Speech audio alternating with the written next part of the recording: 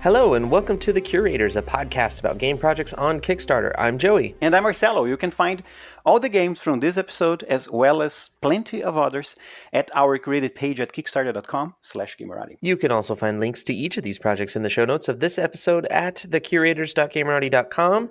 If you're a backer of any of these projects, we'd love to hear from you. You can email us at thecurators@gamerati.com. Tell us why you're backing a certain project, and we may feature your email on the podcast. Before we begin, I want to show you my t-shirt. Can you see my t-shirt? It's Wonder Woman. I saw the stylized art, and I'm like, I don't know who it is. I see the art, but I don't know who it is. But no, I finally found a geek t-shirt store here in Brazil that doesn't charge me an arm and a leg. which is awful if you have to lose an arm to use a t-shirt. But that was a bad joke. I'm actually wearing a hoodie that's got nerdy stuff on it, and a shirt that's got nerdy stuff on it. I'm wearing a shirt, a t-shirt that has the Planet Express logo on it from Futurama, and I'm wearing my D&D hoodie that has the Rainbow D&D insignia on it for the Lambert House charity event. Okay, so I just wanted to share this with the world. I finally found a place to buy nerd t-shirts for myself. I think it's your turn now. Congratulations. So here to talk about actual Kickstarters, we're going to talk about Future World Creator modular tiles for sci-fi tabletop RPGs. Have we talked about the Fantasy World Creator? That was a few months ago. It might have been a whole year ago. So this is the next iteration from that company. They're doing a sci-fi version of what they were doing for fantasy version of dungeon tiles, essentially. So this is meant to be dungeon tiles for like a spaceship or for just any sort of sci-fi setting. And I think it's really cool because they've taken this whole thing and dialed it up to 11. The Fantasy World Creator had was all black and white art. It was shaded, but it was mostly line art, and it still has a really charming feel to it that it doesn't require a ton of color. I guess you could say it doesn't need a ton of color and a ton of like pop, because your minis are still on the field and you're still using, theater of mind. But when it comes to the sci-fi stuff, there's like this neon feel, neon or like fluorescent lighting. Like it brings the whole thing into a much more futuristic feel because there is a feel for lighting, like electricity and more art, just tons of it. The basic idea is that the tiles all interlock. So they have this like puzzle style system where each of all of the edges have little, I guess you could call them male, female puzzle piece edges, so that all of the tiles can kind of fit together and they all rotate so that they fit. And I've played with the original Fantasy World Creator for weeks and weeks and weeks now. So like we've been playing around with the tiles and they interlock perfectly. Everything is beautiful. And it's really easy to procedurally generate your dungeon as the players explore it, because you can just lay the tile down for as soon as they enter the room. And the tile itself in Fantasy World Creator doesn't always have a ton of stuff on the tile. Like it's pretty wide open and you can add things to it. You can add little set pieces, and it looks like the Fantasy World Creator one, or I'm sorry, the Future World Creator one is going to be a lot more art intensive, but it still becomes a really easy to use dungeon map system. And they even have like overlays so that if you want to have multiple floors of a room and you're in like the top floor and you remove the tile once you go down to the next floor, or you have the roof, you're on the roof, you remove that tile to reveal what's on the inside of the structure. That's also something that came from Fantasy World Creator. In this one, there's a ton of character standees, including potential PCs and monsters, all kinds of different stuff, mechs and aliens and giant bugs and giant sentient plants and all kinds of stuff. Like some of this could even really, be a part of your fantasy world creator set, even if you're not doing sci-fi. So there's just a ton of content in here. They come with dry erase markers that allow you to write on the boards themselves, so that you can, edit the terrain on the fly. Someone casts, a zone that causes difficult terrain or something. You can mark off each of the difficult terrain hex or squares with an X or something, or you can put, draw whatever you need on there to show where things are, much faster than setting down set pieces or any sort of thing like that. This fantasy, or I'm sorry, I keep saying that fantasy world creator. It's future world creator. This specific one, though, comes with a couple of extra things that you might not have expected from this specific campaign, but I think are really fun additions, and it really shows that Game Start, the company coming out of Italy, is actually very, very interested in making RPG accessories, more so than just doing dungeon tiles, because they've got what they're calling the Lone Soldier, which is just a regular miniature that's very cool sculpt. It looks really awesome. It comes with every set. Well, every core, master, or elite set bundle that you would purchase. So you get a free miniature. You can also get an extra miniature on the elite set. It comes with the Cyber Cobra. Honestly, you got to go check it out to see the sculpt for the Cyber Cobra. It is what it sounds like. It's a robotic giant snake thing that looks like it's mostly cobra looking, but its tail kind of resembles the tentacles off of a sentinel from the Matrix, like the segmented looking thing. You know what I'm talking about? The amount of content on here is just through the roof. And so there's a rules agnostic adventure that could even come with this to help you play in the future world creator tableau. Like they're even including a web app to help you build your maps prior to actually setting out the tiles. So you can even have it on your laptop, so that people, your players don't see the full map, but you can have the full map kind of on your screen, and even move monsters in other rooms that your players wouldn't see, effectively dealing with fog of war for your players. Like the whole package just is really, really intense, and there's just a ton of content, and I can't recommend this specific campaign enough. I can't stop thinking about the fact that Eclipse Phase Second Edition is about to ship to backers. So I'm getting my copy next month at most. And this is perfect. I know, right? I'm gonna be a backer on this just because I need. It's not a question of want. I need to use this on Eclipse Phase. You are such a sucker for sci-fi. I knew this would be up your alley too, which is funny because the project that you chose is something that I actually really enjoy, because I remember backing one of the originals. So we're mostly choosing campaigns for the other person, I think. But this was for Future World Creators. Got 14 days left. They have 327 backers to reach their goal is full, and they're definitely going to fund. I can tell you right now, I've already seen their Fantasy World Creator fund, and I've gotten a second copy because we have actually worked with them to do some marketing before. So they sent a copy of the product to us to take a look at, though one of my friends was a backer, so I got to see his copy, and it's as gorgeous as they say it is, and it's 100% worth the ask. The minimum, I want to say, is 75 euros for the core set. So that gets you the core. I mean, if you want to do like just the settings, you can pay 45 euros, which is $50, or just get the characters for 30 euros, about $34, which comes with 330 character pawns.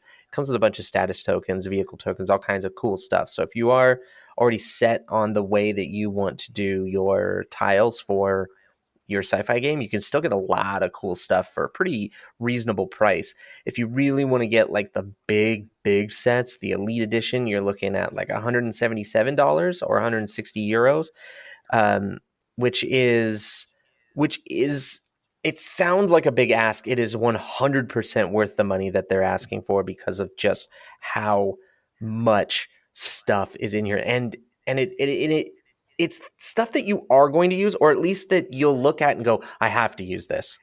You know what I mean?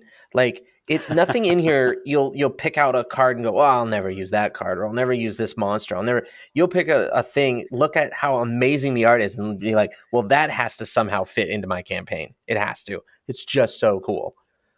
Like, My thinking exactly. right? Yeah. So what do you have? He said knowingly. Yes, I brought a card game of a series for us. It's called Omen, Heir to the Dunes. I chose this game first because it's the, I believe, fourth or fifth release in the series Omen by Colossal Games, and also because I don't see a lot of ancient Egypt themed games out there. There are some, but I wish there were more. This uses two gods from ancient Egypt. It's called Omen Heir to the Dunes. 14 days to go, 135 backers. It started today. It started a couple of hours ago. I even asked a question to them. They haven't answered yet. So fresh is the Kickstarter. They need $10,000. They're from where? They're from Indianapolis, I want to say. You know, No, Fishers, Indiana. the campaign says Indianapolis, and I don't remember where Colossal's from, but I think I know. John Cloudis, I want to say is the one of the original. Yeah, John Cloudis um, is on this Kickstarter as well. He's from South Atlanta, All right, so then, yeah, United States. they're all. I mean, they're all over the U.S. is basically what I'm saying. That's how companies have been working nowadays, Mm-hmm. right? Like Onyx Path. They don't have an office. They have a bunch of people throughout the United States using the power of the internet. Anyhow, they started today. They are already at $6,600. They need 10,000. Remembering that we record on Thursday, it's the fifth. Words are hard today. So, Omens, Heir to the Dunes. It's a tactical card game for 1 to 2 players.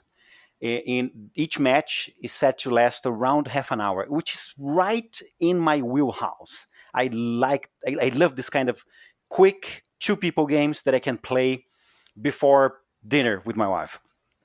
We usually have those games separate from our collection, so you can pick them quickly. So Heir to the Dunes is the newest quote unquote expansion for the Omen saga, but it's a standalone expansion. You can play it by itself or mix and match with the other two, I believe three. It's called Omen Saga or Omen Reign of War, which was the first game. Mm-hmm. That uses Greek gods, and it's the biggest one with a bunch of expansions. And they did Fires in the East, which is with Phoenician and Persian gods. So they started north, they went clockwise east, and now they're going south with Heir to the Dunes.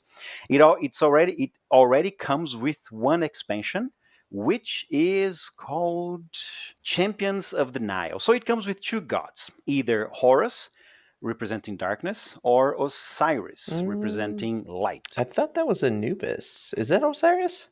Oh, sorry, Anubis. I mix my gods. Anubis. And Anubis is the god of death. And Horus, I want to say, is the son of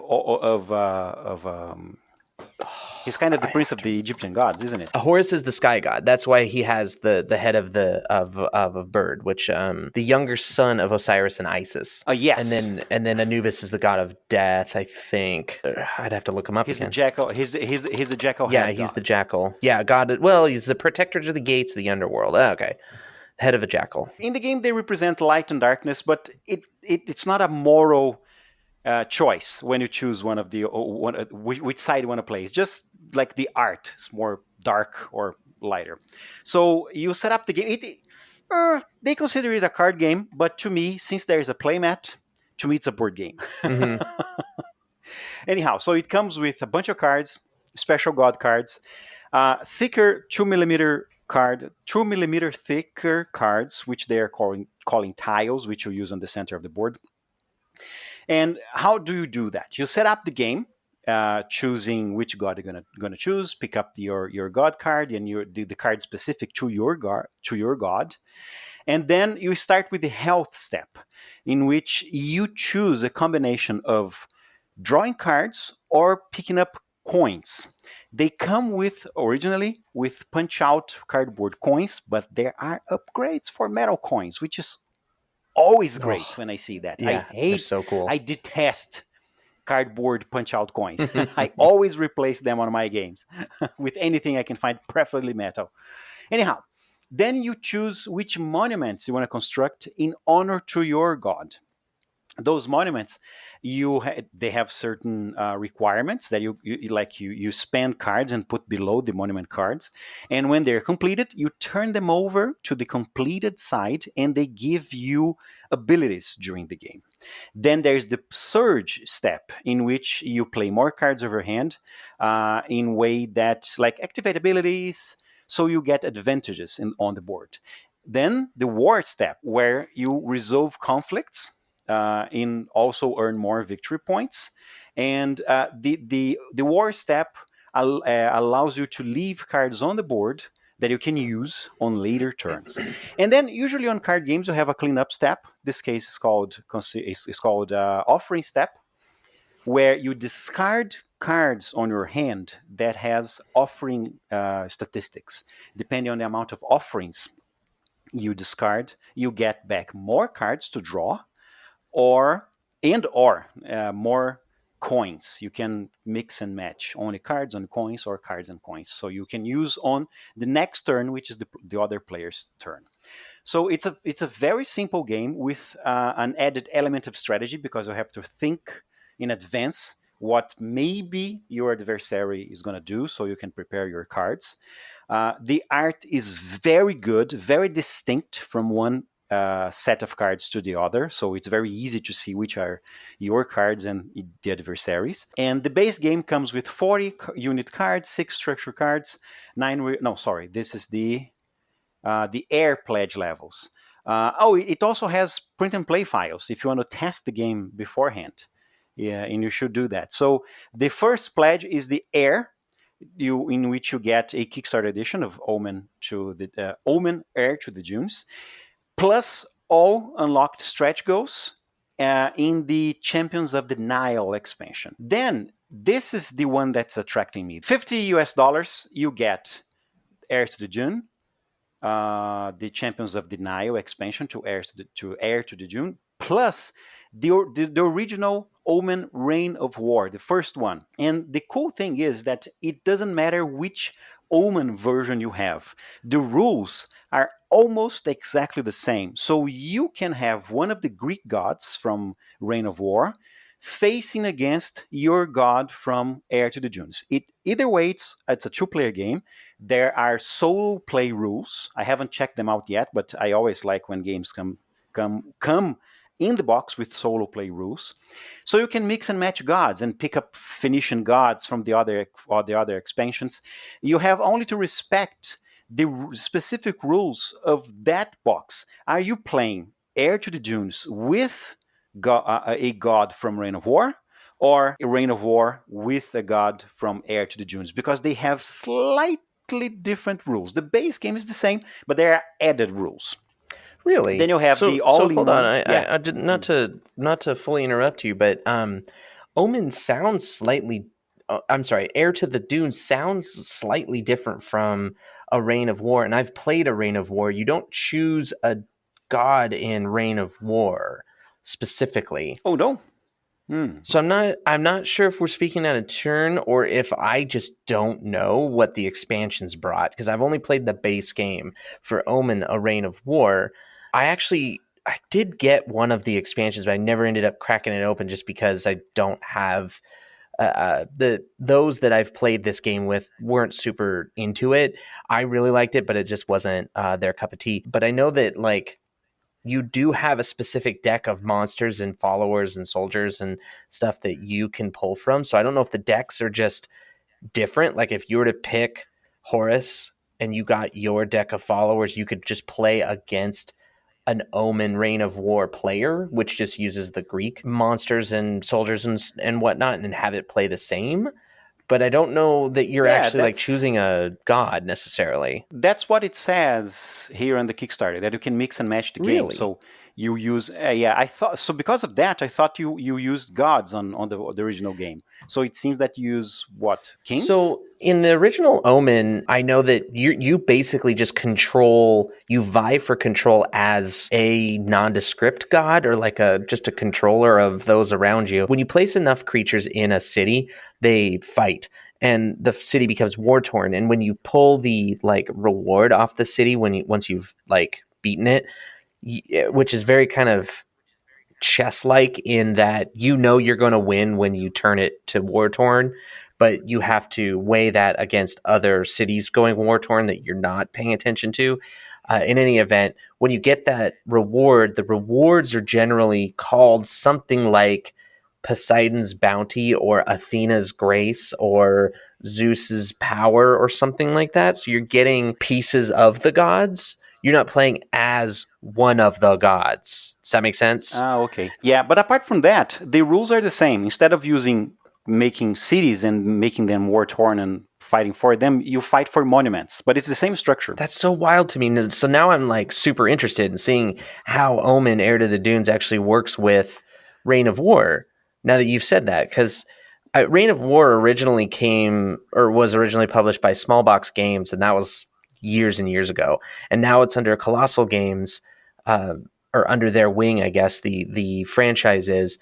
And I'm just super curious as to see where they're going with this. Then I believe it's sort of like Legendary from Upper Deck, in which you technically can mix the DC game with James Bond. Oh yeah, but you have to respect the rules of each one. Like, are you bringing the DC characters to James Bond, or bringing the James Bond characters to DC? So you have to choose which base rules to use. But the cards themselves, they work pretty much the same. They look like they do. And the last pledge level is the all-in God pledge level, $120.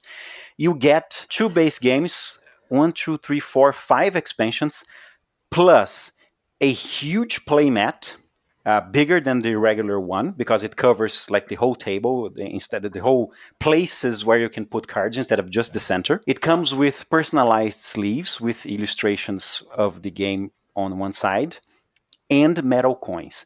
If you don't want that, let's say just like me, you want only the Heir to the Dunes, I can still add the neoprene playmat, which is 50 by 67 centimeters. It's 1.6 feet by 2.2 feet. Wow, that's huge. Made of neoprene for 15 added. I just need to add $15. If I want the metal coins, $15 for 20 metal coins. And the sleeves, I don't like sleeves, but if you want them, $4 for 50 card sleeves. It's a good price for card sleeves, but the cool factor is that they have an illustration on one. They're not completely transparent. They have one transparent side, and the back side with an illustration from the original game, which is cool. Oh, stretch goals. They haven't released any stretch goals yet. They started today. Something's going to appear on the 10K level. They have, as I said, they have a print and play version that you can download and test for yourself. And they have a how to play, 3 videos on how to play. Okay, so Omen Heir to the Dunes, 14 days to go, started today. We finally got a 2-week Kickstarter, Joey. I believe we always missed them. Yeah. We got one. Well, Smallbox Games used to do 11-day Kickstarters way back in the day when they were doing Omen. They were doing... they had a whole bunch of different games. I have a handful of them. Like there's one called Hemlock. There's one called Hordes of Grimoire. They're mostly little tuck box card games, but like they were only doing 11-day Kickstarters. I don't know why, but I kept missing them.